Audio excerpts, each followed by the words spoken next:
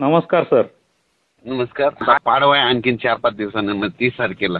हो नेमके शेतकऱ्याचे कांदे काढणं चालू आहे, मका चालू आहे, गहू आहे, ज्वारी हो पिकं काढायचं काम चालूच आहे. आणि कांदे तर सगळीकडे चालू आहे. तर त्यांना म्हणा 31 तारखेपर्यंत कांदा काढून झाकून ठेवा. 31 पर्यंत. 31 मार्च 2025. हो म्हणजे मार्च एंड पर्यंत. बर. कारण की नाही 1 एप्रिल पासून ते 7 एप्रिल पर्यंत हो 7 दिवस पाऊस पडणार राज्यात आपल्या. आपल्या संपूर्ण राज्यात. हो संपूर्ण राज्यात 7 दिवस आहे आणि त्यातनं नेमकं तुमच्या कांद्याच्या बेल्टमध्ये जास्त पडणार आहे.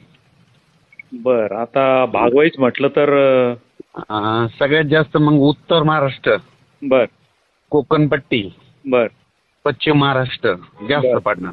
बर म्हणजे ह्या 3 विभागात जास्त पडणार आहे. नुकसानच होईल. कोकणात तर गारपीटच होणार आहे. तुमच्या तिकडे नगरकड पण होईल गारपीट काही ठिकाणी. गारपीट पण होईल. गारपीट, वारं, पाऊस, गारा. बर. साधारणतः आमच्याकडे कोणती तारीख राहील? 1, 2, 3च्या दरम्यान. काय होणार आहे पाऊस समजा आज समजा तुमच्या नगरकडे आला, समजा श्रीरामपूरकडे आला हो तर लगेच 1 दिवस पुन्हा गॅप जाईल, पुन्हा तिसऱ्या दिवशी परत येईल की पुन्हा 2 दिवस थांबाल. म्हणजे 7 तारखेपर्यंत असं 2-3 वेळेस येतच राहणार. नाही सर्वसाधारण पाऊस किती पडेल पण 2 इंच 3 इंच का असं पाणी? जास्त नाही, जास्त पडणार.